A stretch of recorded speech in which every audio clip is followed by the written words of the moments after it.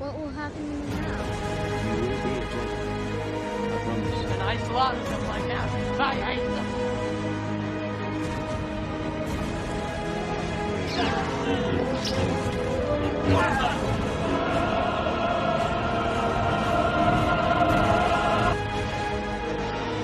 Who knew the power? I am.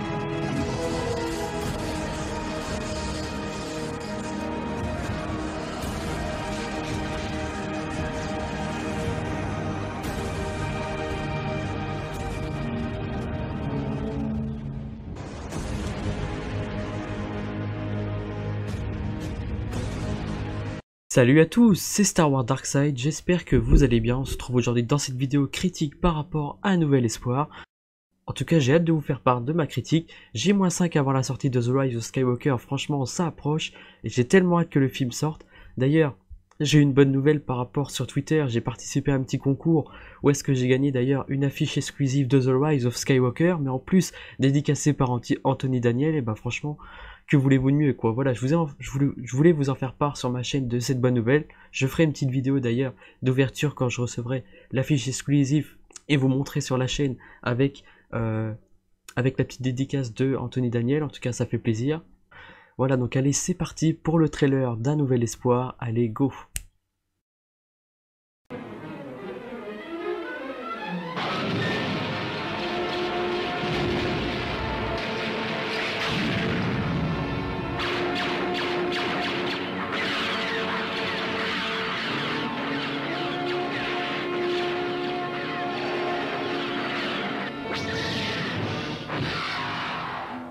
Twentieth Century Fox and George Lucas bring you an adventure unlike anything on your planet.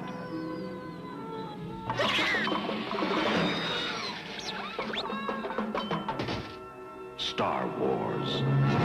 Stop that ship! Faster!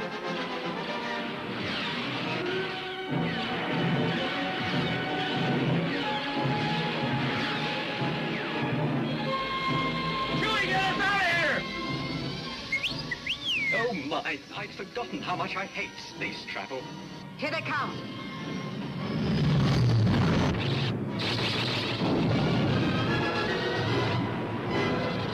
They're coming in too fast! The story of a boy, a girl, and a universe. Help me, Obi-Wan Kenobi. You're my only hope.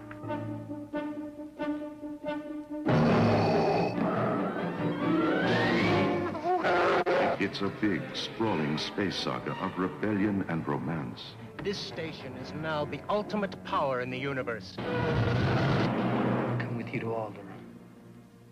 There's nothing for me here now. I want to learn the ways of the Force and become a Jedi like my father. It's a spectacle, light years ahead of its time.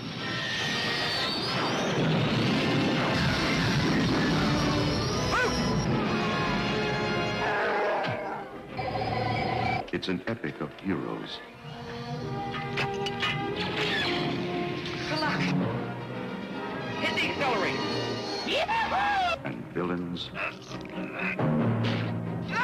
And aliens from 1,000 worlds. Go that way. You'll be malfunctioning within a day, you nearsighted scrap pile.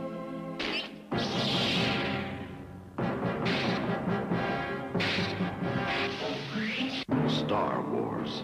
1 billion years in the making. The Force will be with you. Always.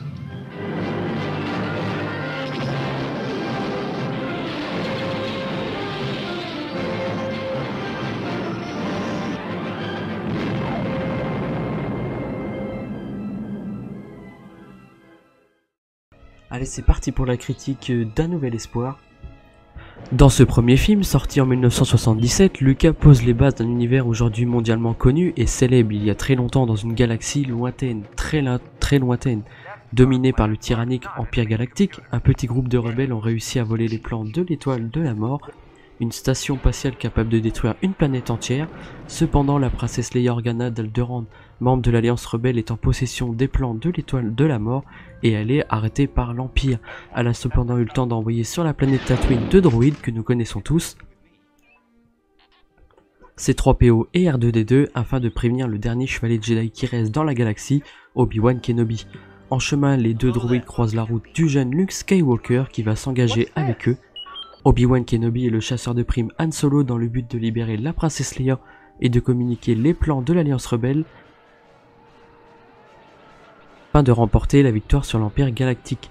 Il a été conçu dans le seul but de divertir, véritable phénomène, il est le premier film d'une saga légendaire que George Lucas a créé, et c'est là que tous les films de la trilogie originale a commencé avec Star Wars qui est devenu vraiment un phénomène mondial. En tout cas, c'est vraiment un grand film novateur dans l'histoire de la science-fiction. Déjà par son originalité scénaristique, d'ailleurs on peut noter un détail à la base de l'histoire, et que tout se passe dans une galaxie lointaine, très lointaine, donc dans l'espace, et d'ailleurs c'est un côté space,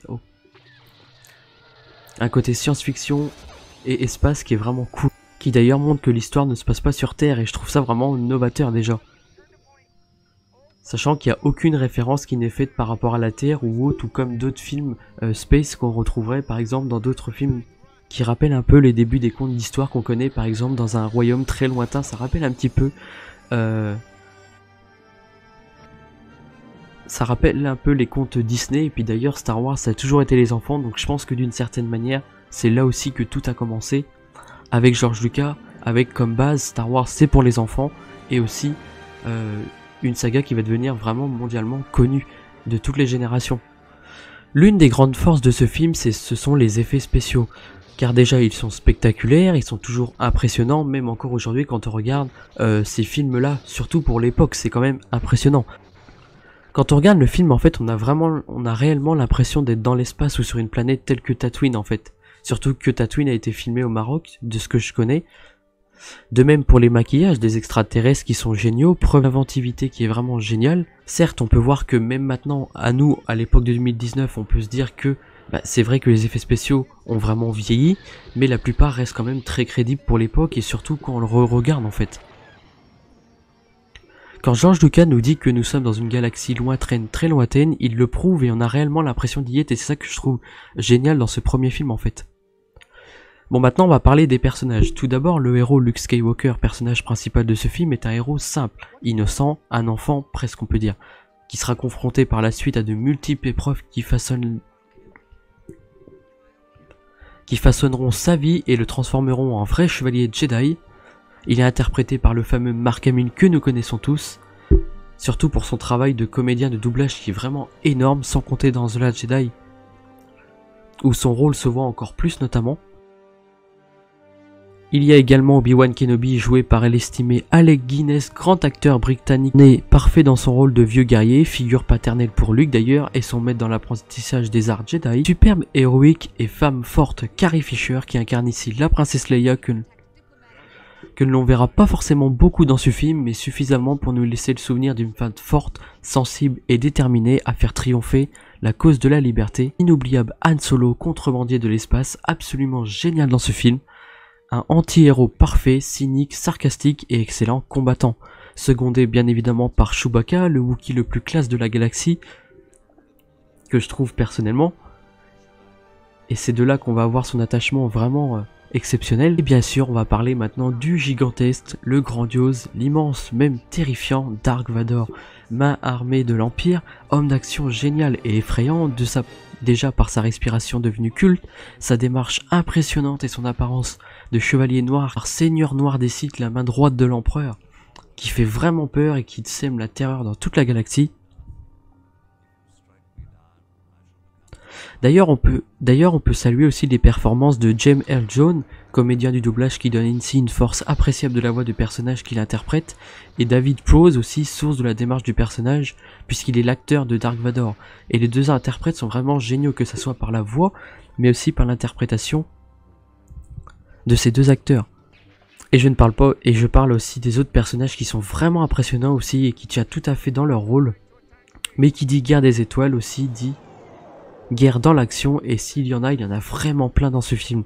À commencer sur la première bataille spatiale du début du film, en poursuivant avec leur tentative d'évasion de la princesse Leia, Et enfin avec la bataille de Yavin qui est tout à fait impressionnante, qu'on pouvait pas passer aussi, c'est les musiques géniales, cultissimes aussi, composées toujours par John Williams, qui signe peut-être sa plus grande composition aussi, qui est vraiment épique, effrayante, grandiose, même intimiste on peut dire, surtout avec le thème de la force qui est génial, et qui donne vraiment envie de partir à l'aventure à bord du Faucon Millenium et d'être vraiment...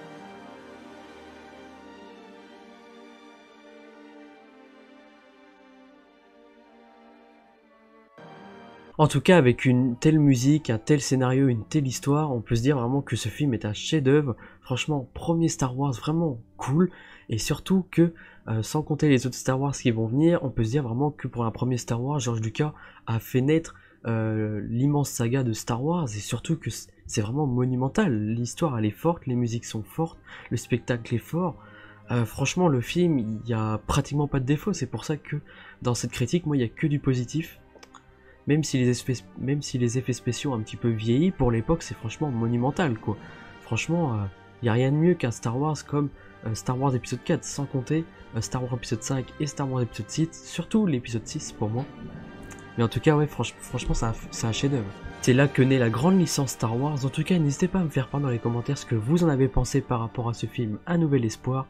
En tout cas moi j'aime beaucoup, grand scénario, grande musique, grand spectacle d'action, en tout cas c'est cool. N'hésitez pas à laisser un petit like et un commentaire, et que la force soit avec vous. Ciao!